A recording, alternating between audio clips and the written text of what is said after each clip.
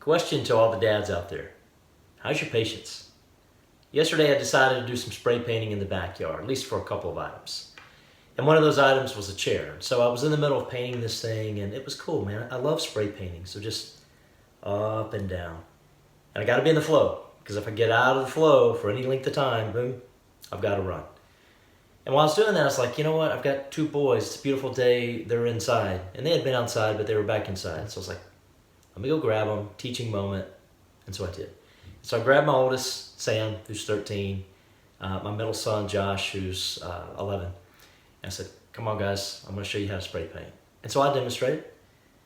And then I handed the can to Sam, and he did pretty good. You know, a couple little spots, runs, no big deal. He overall did very good.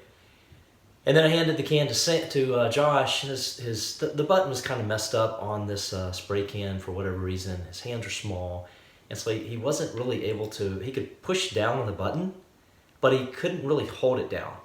And of course he wasn't going to be able to get that flow, you know, that he needed to get a proper, you know, light coat on as he was spraying. Bottom line is, he didn't do very well. Not his fault, but he just didn't do very well. Well, guess what? I was task focused and I had a job to do.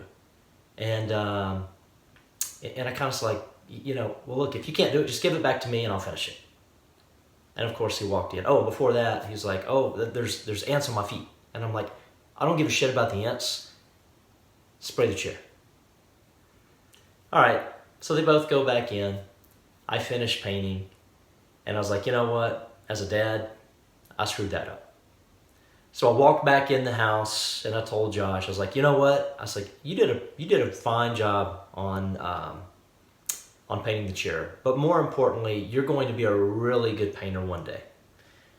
The deal is right now, your hand is just too small. You couldn't push the button down. Not a big deal. But I want you to hear, buddy, I'm still proud of you and I know you're going to do good one day. Well, as a dad, here's the deal. I screwed that moment up. I was task focused. I was excited, overly excited to get the job done.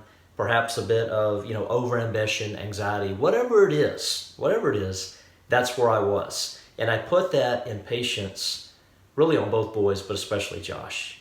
He doesn't deserve that. The good news is I came back and cleaned it up. It's the second best thing I as a dad can do, we as dads can do, is go clean something up. But first best is don't make the mess in the first place.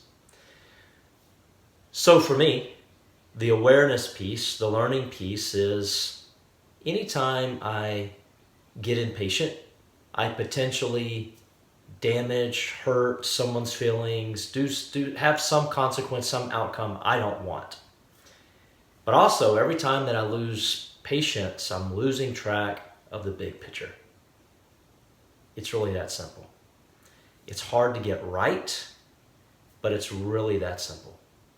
I hope you can relate to that. I'm sure you've never done that as a dad, but if you have, then do the second best thing, go clean it up, increase your awareness, do what you can.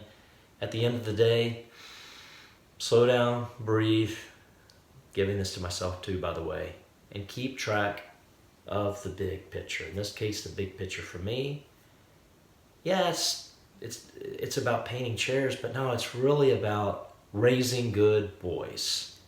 By the way, my name is Jody and I'm with Thumos USA, and we have a group of men that meet every Tuesday, 11:30 a.m. Central Standard Time for an hour, and every Thursday at 7 p.m. And we talk about this kind of stuff. It's really a coaching and mentoring group, and we're focused on building better men, and that includes being better dads. So if you have any interest in that at all, check out our website, thumosusa.com, or send me a message. Take care.